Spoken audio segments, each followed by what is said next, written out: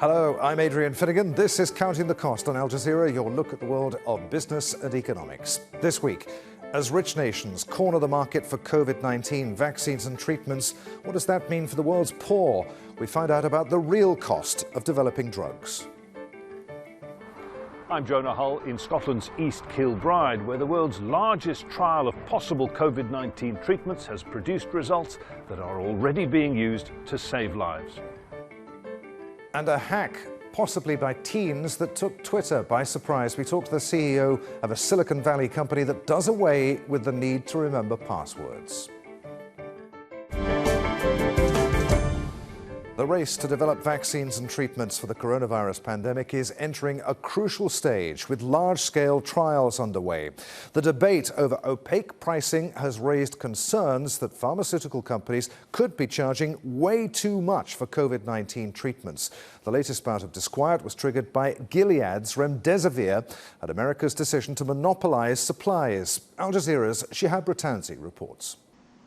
The US government has cornered almost the entire global market of remdesivir for the next several months. The drug has been found to shorten hospital stays for COVID-19 patients. This America First policy during the pandemic has led to expressions of outrage and dismay among some international leaders. But US coronavirus patients may not receive the drug if they don't have enough cash. The drug manufacturer Gilead says governments in the developed world will pay $390 for a vial of remdesivir. Average treatment will come to $2,340 a patient. However, each vial for the US private health insurance system is $520, or an average cost of $3,120 a patient. It's not clear how much each patient will have to pay either out of pocket or in higher premiums. As with many drugs that are eventually sold for profit by pharmaceutical companies, remdesivir was initially developed with taxpayer money, at least $60 million. But watchdog groups suspect government costs are far higher and that taxpayers are being charged twice for the drug, first for its development and then for its purchase. A report released this week found that pharmaceutical companies have raised the prices on 245 different drugs since the first case of COVID-19 was reported in the US in January, and many of those drugs are used to treat COVID-19 or used in intensive care units. But some economists wonder whether amid COVID-19, economic collapse, mass unemployment, the inability of millions to pay their rent, and social unrest, things may be changing. I have never seen the American economy. I was born here.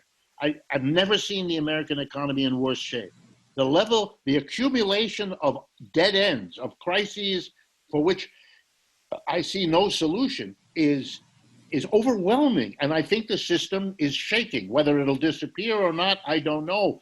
But if you say to me, is this the first time in your life that you've imagined that it's possible? The answer is yes. The perception of price gouging by pharmaceutical companies during a pandemic may become part of a wider reckoning for the US. Shihab Ratanzi, Al Jazeera, Washington. Well, Gilead says that because its drug reduces the time that COVID-19 patients spend in hospital, it's priced remdesivir fairly. Senator Bernie Sanders claimed that remdesivir cost Gilead $10 a vial to manufacture. And as you heard, taxpayers have paid $70 million towards the cost of development. Now, that's crucial, as many Americans don't have or have lost their health insurance and can't afford to pay for the drug.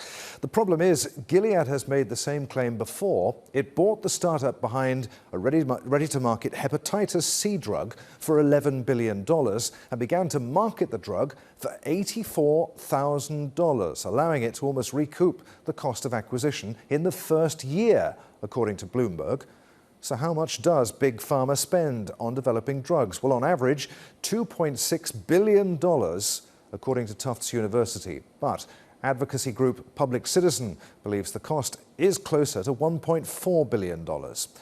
As governments spend billions securing supplies of potential COVID-19 vaccines, Pfizer is charging roughly $20 for a dose, which the company claims is 30% less than what other drug makers charge for seasonal flu jabs.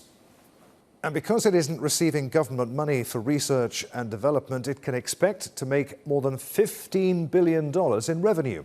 Now, before we dissect further the pricing of drugs and how to get a more equitable allocation, we have two more reports for you. In a moment, Elizabeth Puranam takes a look at India's use of blood plasma in the treatment of coronavirus patients. But first, Jonah Hull on a cheap 60-year-old steroid that has proved to be a life-saving treatment. This is the intensive care unit. This is a 10-bedded intensive care unit where we had all our COVID patients were in here at the height of the pandemic. The place would have been full of medical staff, nursing staff, physiotherapists. The COVID-19 pandemic in the UK may have subsided for now, but it's accelerating in many parts of the world. So the search for treatments alongside a vaccine remains as urgent as ever. A landmark drug trial has revealed the steroid dexamethasone to be effective in reducing deaths by up to a third. A lot of patients who come into the intensive care unit, they have a hyperimmune response. So their immune system goes into overdrive because the hyperimmune response actually causes a lot of the illness, the damage to the lungs. So dexamethasone helps to just kind of dampen it all down. 56-year-old Eddie Hughes believes dexamethasone saved his life. My body wasn't functioning, so it was machines that were basically, for a vast percentage, keeping me alive. They're my wife and family. We're of the opinion, look, nothing else is working, nothing to lose, let's try it. After he had the dexamethasone, his oxygen requirement came down and started to stay down and started to gradually decrease. And for the first time, the whole time that he was there started to be talk of weaning him off of the ventilator, and that was just, we just couldn't even believe it. Eddie was given dexamethasone here at Hairmyres Hospital in Scotland, one of a large number taking part in a UK-wide randomised drug trial being run by scientists at Oxford University. The aim, to test a number of widely available off-the-shelf drugs with the hope of finding one or a combination that might work to ease some of the worst symptoms of COVID-19. Eddie Hughes' return from the brink of death contributed to data that has seen dexamethasone approved as a breakthrough treatment for some of the worst cases of COVID-19. Dexamethasone has been a great result, and it now means that patients, when they come in, if they're ventilated or on oxygen, can be prescribed that in a way they wouldn't have been able to be before. The recovery trial has also been successful in ruling out the malaria drug hydroxychloroquine, once hailed as a game changer by President Donald Trump, but found instead to be useless in treating COVID-19. As the world waits for a safe and effective vaccine that may yet be a long way off, recovery continues to look for treatments that will help us live with the virus, possibly for years to come. Jonah Hull, Al Jazeera, Scotland. These police officers in New Delhi are donating blood plasma. They are just some of the 2,500 police staff in the Indian capital who recovered from coronavirus. But Health Minister Harshvardhan says few people have been willing to donate and has launched a campaign as the number of infections rise. This drive will encourage everyone, especially those who have recovered from coronavirus. This will inspire people to donate their plasma in large numbers. Plasma therapy is treating coronavirus patients around the world. Plasma from a former patient's blood is separated for a transfusion to an infected person. Plasma of recovered patients contains antibodies which can fight the virus. Tabrez Khan is the first person in Delhi to have donated his plasma after recovering from the coronavirus in April. He's planning to donate for a 7th time. It feels really good to donate plasma. I feel like I'm saving the life of someone I have given plasma to, that I'm helping their family, returning happiness to their family. What is yet to be seen and more studies need to come. Trials to determine its effectiveness are continuing, but doctors say the results so far are encouraging. It clearly reduces the need for increasing oxygen. At the stage when the patient is going down, it actually plateaus the clinical situation of the patient. It does prevent a lot of patients from actually going onto a ventilator. So various centers across the world have shown that mortality rates to be 50 to 80% when the patient goes onto a ventilator. So by virtue of preventing a patient going on ventilator, you may be preventing excess deaths. Delhi's state government is one of many around the country to set up plasma donation centres to make it easier for patients needing the therapy. People are struggling to find plasma. To those who've recovered, I plead with you. In life, you get very few opportunities to save someone's life. This is your opportunity. Coronavirus is connected to the deaths of around 30,000 Indians with more than 1.2 million infections.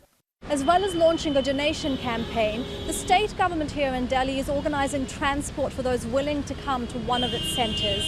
With far more recoveries than active infections, health officials are urging Indians who were once sick to help patients in need. Elizabeth Puranam for Counting the Cost, New Delhi. Right, let's put some of those issues to Dr. Manuel Martin, who joins us now from Geneva via Skype. Dr. Martin is the Innovation and Access Policy Advisor for Médecins Sans Frontières, or Doctors Without Borders. Good to have you with us, Manuel. How can drug companies offset the cost of their research and offer cheaper drugs, particularly to developing nations? That's a good and important question. A couple of things to note about research and development costs. First is the way that industry calculates research and development costs include things that you and me would probably not consider research and development. For example, the lost opportunity costs of foregoing investments with an annual return of over 10%. And the second important thing to note is that these estimates have not been netted of the ubiquitous public contributions to the research and development process, like tax credits, grants, and clinical trial subsidies. In fact, the majority of drugs are developed with some kind of public support for research and development. Nonetheless, regardless of the actual figure, research and development is expensive, and putting aside the question of who pays for it, companies can recoup their research and development costs. Nobody's asking them to make a loss. We're just asking them to be transparent about their costs and not profiteer from the pandemic. Is there a need for some sort of global fund to help poorer nations in particular access vaccines and treatment drugs, particularly in times like these, in the middle of a pandemic? Absolutely. And the way that this is being organized at the moment, at least for vaccines, is through something called the COVAX facility, where some wealthier countries are being asked to pledge money to buy vaccines in advance, which then will be distributed according to a global equitable allocation framework by the World Health Organization. All countries and companies should adhere to this future framework once it is out there, and so that vaccine supply is truly allocated based on public health need and not captured by narrow political or commercial interests. The World Health Organization, the Bill Gates Foundation and the like are trying to get a more equitable distribution of vaccines. How's that going to work when you have rich nations snapping in and snapping up all of the available supply? Absolutely, and that is a big concern also for us. These bilateral deals really help no one because it's been said before, no one is safe until everyone is safe. We really need the world to have herd immunity if we're going to beat this thing. So it will be crucial that this is successful and that countries commit a certain proportion of even the bilateral deals that they have struck to a facility that will share vaccines with the world.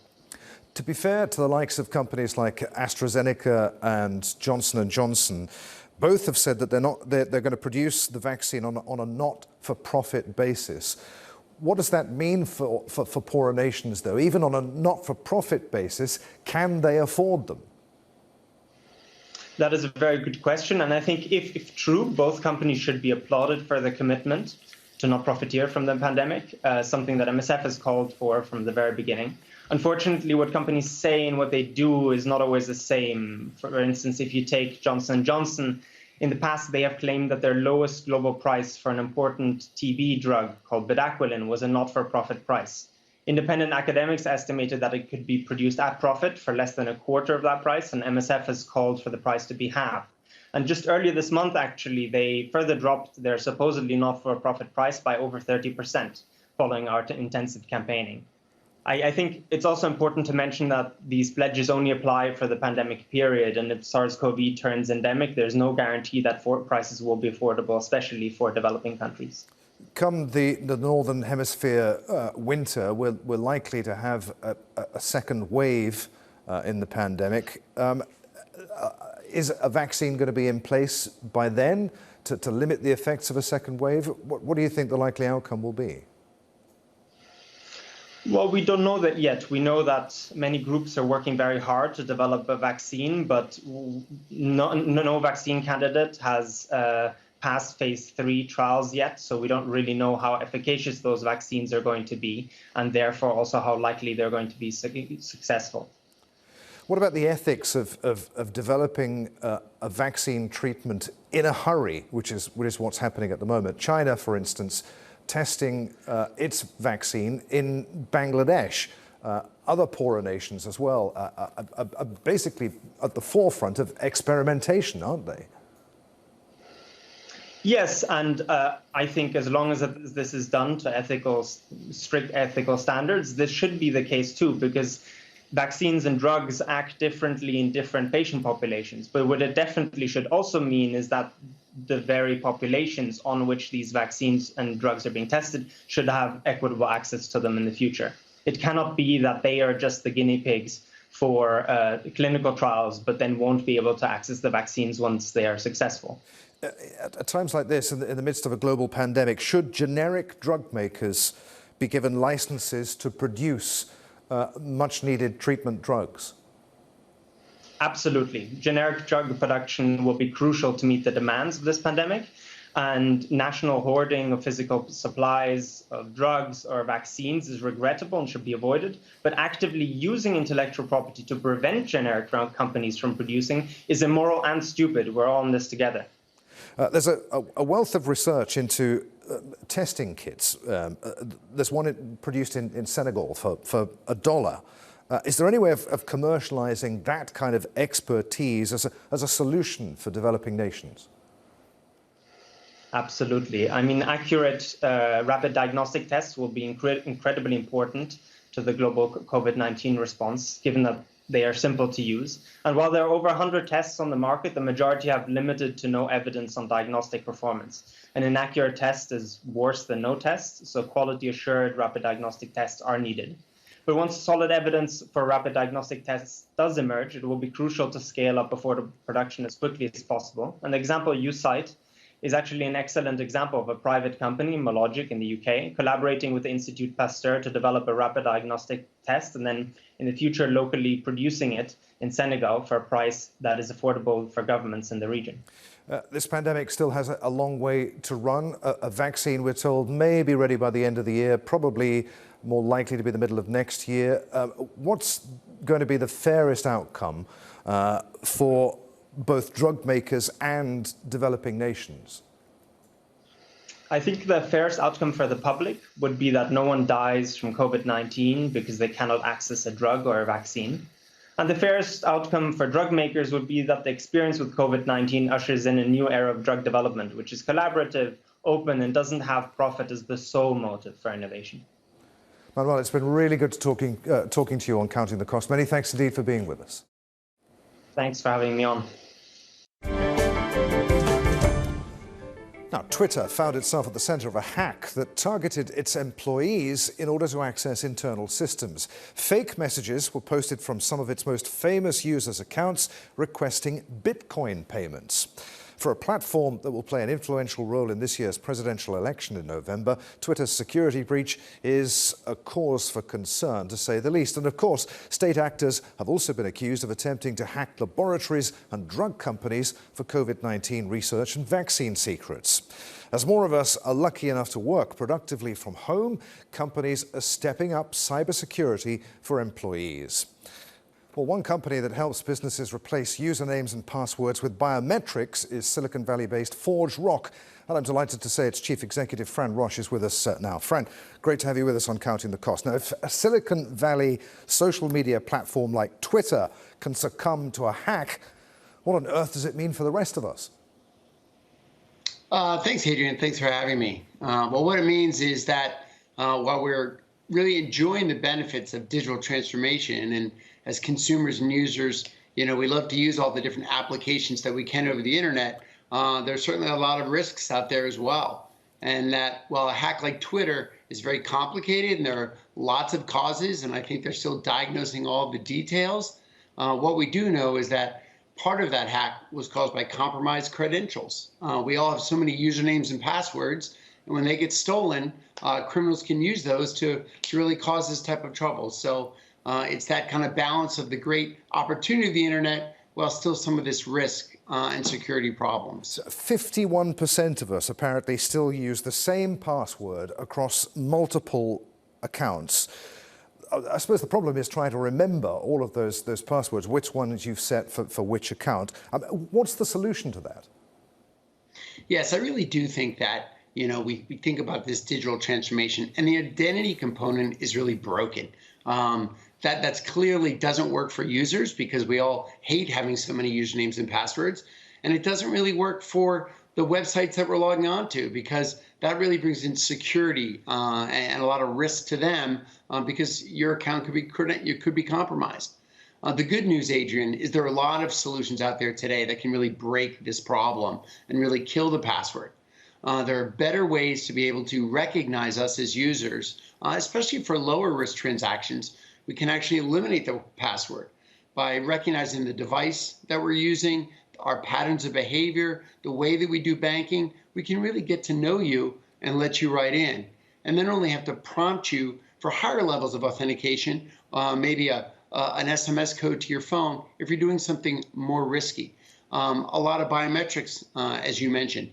Today, many of us use a fingerprint or our face recognition to get access to our phone. Why can't we use that same credential to access to our accounts? It's more secure and more convenient than using the old broken username and password approach. And are those methods you talk about, the biometrics, the facial recognition, the fingerprint, are those impossible to hack? No, nothing's impossible to hack. Nothing's impossible, but it's definitely much harder. And I would say you're not authenticating just with the biometric. There's a series of things that websites can do to get to know you, to understand you, and ensure that you are you. It's about managing risk and reducing risk. So again, it's not only that biometric, but it's also your history, where you're logging in from, the types of device you use to log in. There's a lot of ways we can get to know you to let you access information without letting the bad guys in. How's lockdown been for you, Fran? I mean, with a lot of people working from home now, has that translated into better business for you? Well, it's interesting out here in California. Obviously, we've still got a lot of work to do to bring this COVID under control. And it's really been a big problem for a lot of people. So we hope it gets resolved very quickly. But I think that in Silicon Valley, what we are seeing is sort of the tale of two businesses. There are certain sectors that are actually growing more quickly in this time. Cybersecurity, workforce collaboration, companies like Zoom, and certainly identity and digital transformation. So it's growing quite quickly. So we're seeing an increase in demand, while companies that focused on things like, travel and entertainment, hospitality, those businesses are really suffering quite a bit. So yes, I think we are seeing an increase in this type of digital transformation and identity business today. And what does all of that mean for California itself, for the tech industry and for investors? Well, I think that it's really hard to say. I would say for the tech industry, part of what California's been so successful is when you put a lot of really talented people in a relatively small area, we bump into each other all the time. And that's that kind of way ideas and new companies get generated. All of us are now working at home and leveraging a lot of technologies to be able to work together. So I think it's really TBD to see whether this model of getting a lot of smart people in a small area to generate new ideas works in the future, or we really shift to something else. So, but certainly everybody's really a remote worker now, and all of us are really managing all of our digital lives online. So it's really important that we give each other tools to be able to do that really easily while still protecting the security so we can avoid those things like the Twitter hacks. And you think working from home is here for the long term now? Well, I do think we've gone through a permanent change. I think the days of kind of going to an office every day as a place to work every day is probably not coming back. And I think in some cases that's a really good thing because we've proven we can actually be more productive at home. But then again, I do think there's nothing that replaces that in-person communication. So I think offices will transform from a day-to-day work environment to really more of a collaboration. How do we get together 1 or 2 days a week with our team members? Because there's nothing like that face-to-face to do that collaboration and idea generation. Fran, it's been really good to talk to you. Many thanks indeed for being with us. Thank you, Adrian. Have a great day. And that's our show for this week. If you'd like to comment on anything you've seen, you can tweet me. I'm at A Finnegan on Twitter using the hashtag AJCTC when you do. Or you can drop us a line. Countingthecost@aljazeera.net is our email address. As always, there's plenty more for you online at aljazeera.com/CTC. That takes you straight to our page, and there you'll find individual reports, links, even entire episodes for you to catch up on. But that is it for this edition of Counting the Cost. I'm Adrian Finnegan from the whole team here in Doha. Thanks for being with us. The news on Al Jazeera is next.